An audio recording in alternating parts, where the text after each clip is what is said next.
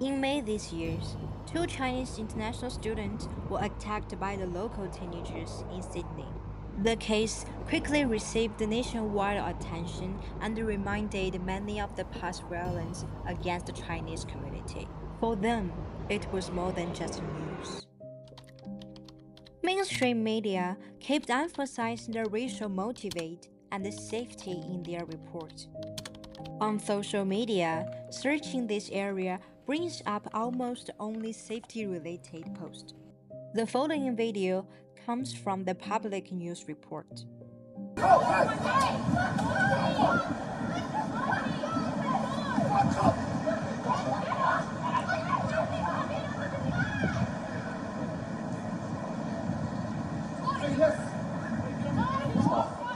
But after the accident, I feel the life here is not safe. Because you may be attacked without warning. This really took the shine off my impression of this country. Similar experience are shared online. Many international students talk about being insulted or pushed, and these posts spread quickly. For many Chinese students in Australia, this accident made them realize that safety is not only about police protection. It is also about being truly accepted by society and rebuilding trust with the government.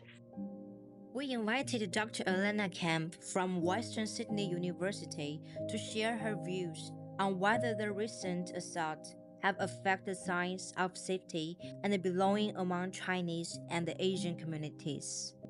We did a big project about racism experienced by Asian Australians during the COVID pandemic. And in that research, we found that Asian Australians across the board, whether Chinese, Korean, Japanese, etc., have actually a really strong sense of belonging. What we also found during the pandemic was that if people had experienced racism, their sense of belonging decreases.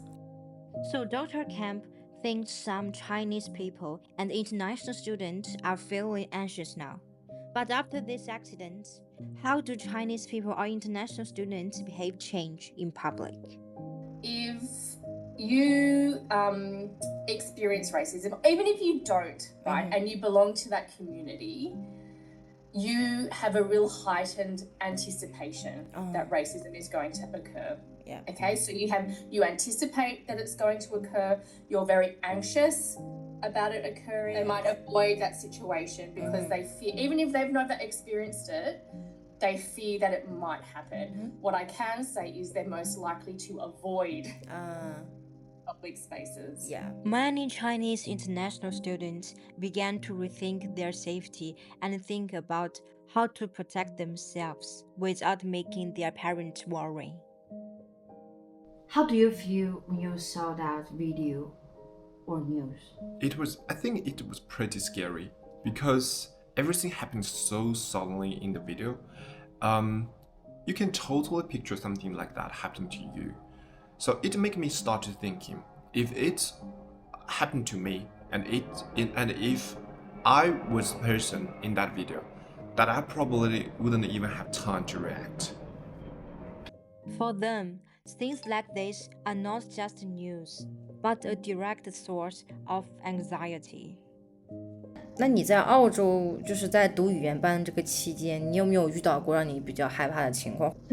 我想想，有一个我记得特别清楚，就有一次我在火车站，然后就有一个喝多的人，就是醉鬼嘛，他就一直在对我讲一些特别奇怪的话，当时还特别快速的靠近我，当时直接吓懵了，就是只能想的是赶紧走。那时候我就觉得，我一个人特别不安全，而且我一个女生在这里真的有点不太安全。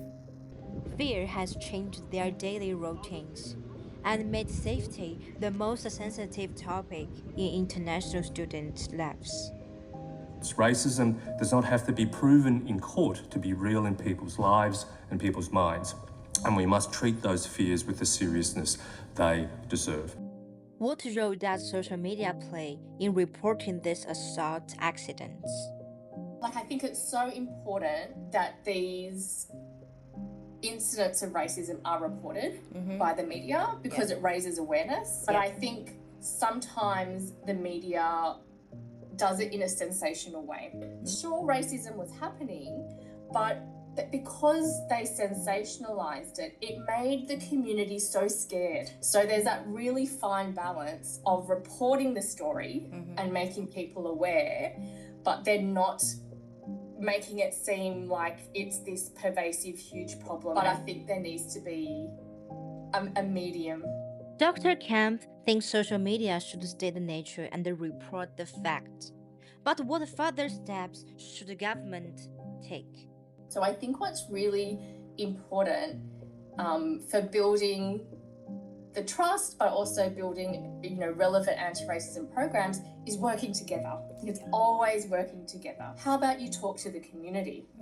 And not only talk to the community, but actually get them involved. They can co-design or co-develop a program with you so that there's trust in the program. So another thing with building trust and inclusion, always comes back to representation. We also need to see people in our local government who look like us, in our schools, in our universities, so that we can build that sense of belonging, inclusion, trust, and work together, right? So that we're all involved in the decision making, and that we can, just have more, that the programs that we do develop are applicable.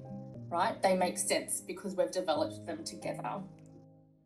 For many international students, real safety is not just about avoiding danger, but about being able to be themselves here. As they study and live in the new environment, they slowly find whether they belong.